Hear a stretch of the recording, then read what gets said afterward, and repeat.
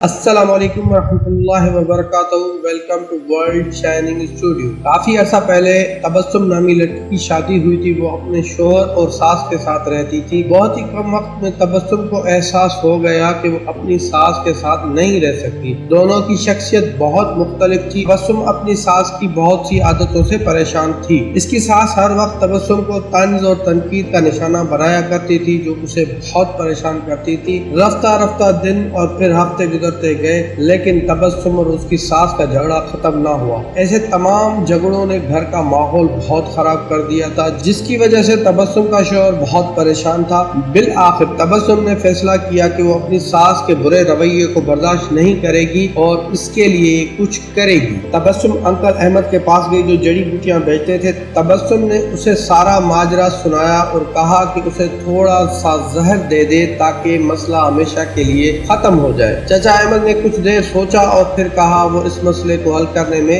آپ کی مدد کریں گے، لیکن آپ کو وہی کرنا ہے جیسا میں آپ کو بتاتا ہوں۔ تبسم نے اتفاق کیا۔ چچا احمد ایک کمرے میں گئے اور کچھ دیر بعد ہاتھ میں کچھ جڑی بوٹیاں لیے واپس آئے۔ اس نے مسکراتے ہوئے کہا کہ تم اپنی ساس کو مارنے کے لیے فوری زہر استعمال نہیں کر سکتے، کیونکہ اس طرح سب تم پر شک کریں گے۔ اس لیے میں آپ کو یہ جڑی بوٹیاں دے رہا ہوں جو اس کے جسم میں آہستہ آہستہ زہر پھیلائیں گی، لیکن آپ ہر روز کوئی نہ کوئی اچھی چیز پکانا اور پھر کھانا دیتے وقت اس میں یہ جڑی بوٹی ڈال دینا۔ اگر تم نہیں چاہتی کہ کسی کو تم پر کوئی شک نہ ہو کہ تم نے انہیں مارا ہے، تو تم اس بات کو یقینی بنانا ہوگا کہ تمہارا رویہ اس کے ساتھ بہت دوستانہ ہو۔ اس سے لڑو مت، اس کی بات مانو اور اس کے ساتھ اپنی ماں جیسا برتاؤ کرو۔ تبسم یہ سب سن کر بہت خوش ہوئی۔ اس نے چچا احمد کا شکریہ ادا کیا اور جلدی گھر پہنچی، کیونکہ اسے اپنی ساس کو مارنا شروع کرنا تھا۔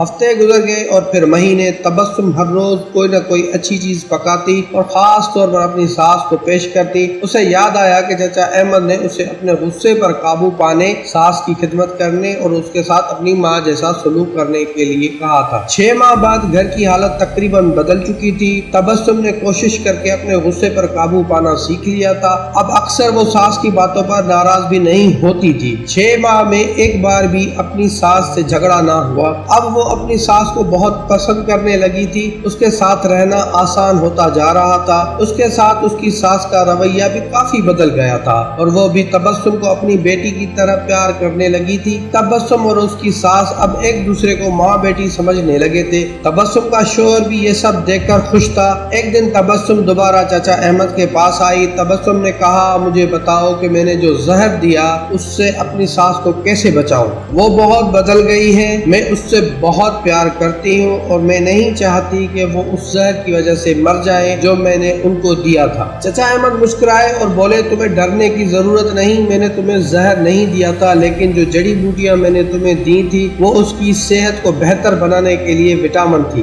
زہر صرف آپ کے دماغ اور آپ کے رویے میں تھا، لیکن تم نے اپنی محبت سے یہ سب ختم کر دیا۔ یاد رکھیں ہمارا رویہ، ہمارے الفاظ اور ہمارا لہجہ اس بات کا تعین کرتا ہے کہ دوسرے ہمارے ساتھ کیا کرتے ہیں۔ اللہ ہم سب کو صراط مستقیم پر چلنے کی توفیق عطا فرمائے، آمین۔ اگر آپ ہمارے چینل پر نئے ہیں تو ہمارے چینل کو سبسکرائب کیجیے۔